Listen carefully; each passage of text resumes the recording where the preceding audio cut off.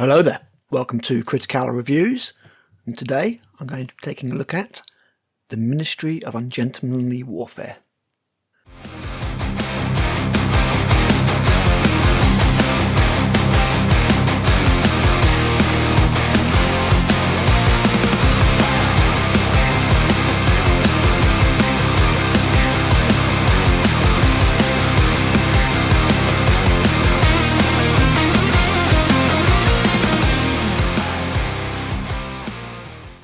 Poor Henry Cavill, he just can't catch a break.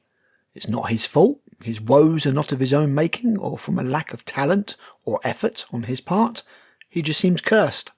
Maybe he has a really bad agent. From the laughably inept Argyle, the imploding mess that The Witcher turned into, being binned off as Superman only for a virtual clone to be hired. His career is largely evidence that geeks spend much of their time having sand kicked in their faces.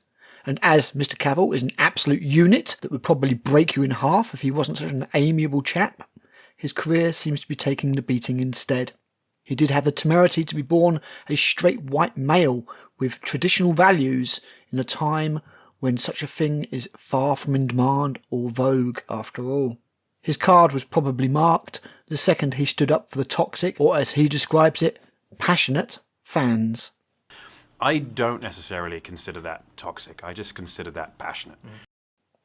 And it gives me no pleasure at all to say that the Ministry of Ungentlemanly Warfare is yet another dud in his resume. Again, through no fault of his own.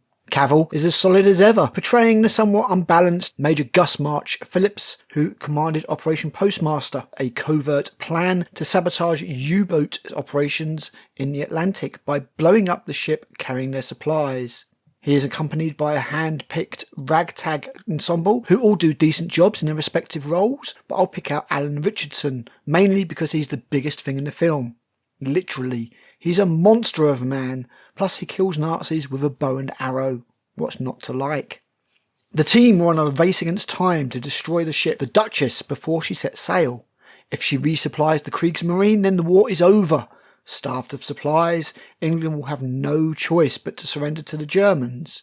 Indeed, Winston Churchill, who doesn't look or sound quite right in this film, despite the capable Roy Kinnear's efforts, is under great pressure from the government to accept Germany's terms. With a mutiny in the works, Churchill authorises this top-secret clandestine mission. Therefore, not only can the team not get caught by the Germans, they also have to avoid British forces at all costs as well. Truly, these are desperate times.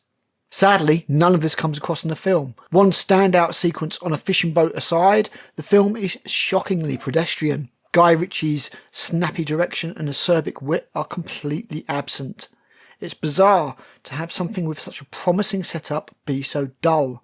March Phillips was the supposed bassist for James Bond, for crying out loud, and Ian Fleming is actually featured in the film, here played by Freddie Fox.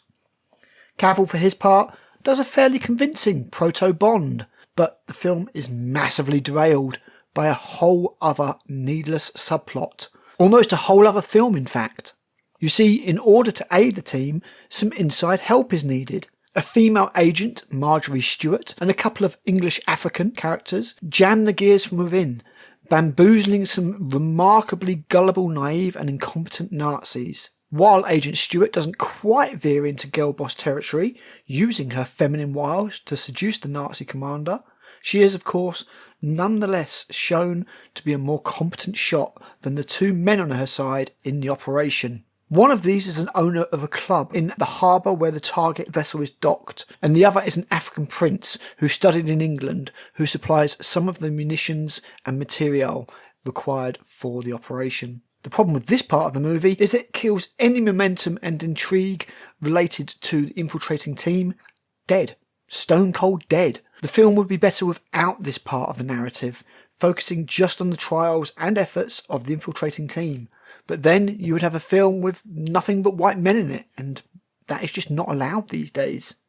So what we end up with is a heavily compromised film of two weak narratives rather than one coherent whole. Normally, I would still fancy Guy Ritchie's chances with making something out of this. But no, he drops the ball, and badly. There is no danger, no suspense, no excitement. The last act features the team slicing and shooting Nazis with absolute ease. Barely an inconvenience.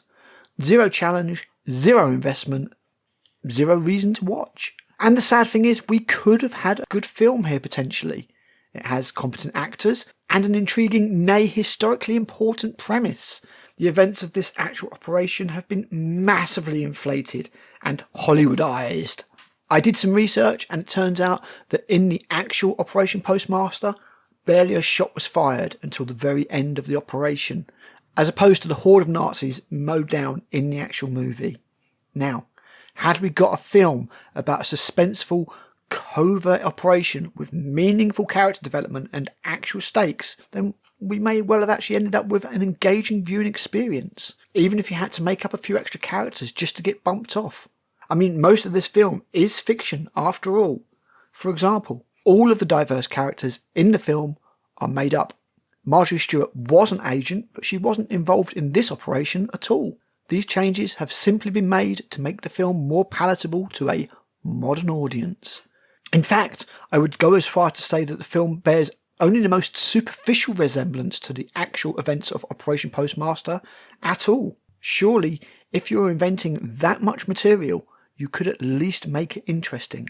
But no, what we have here is an entirely mediocre film that is neither memorable nor exciting, and another waste of all actors concerned, not least Mr. Cavill himself. Poor Henry indeed. Fuck. Better luck next time, old chap. Thanks for watching. I've been Critic, and I'll be back with another movie review soon.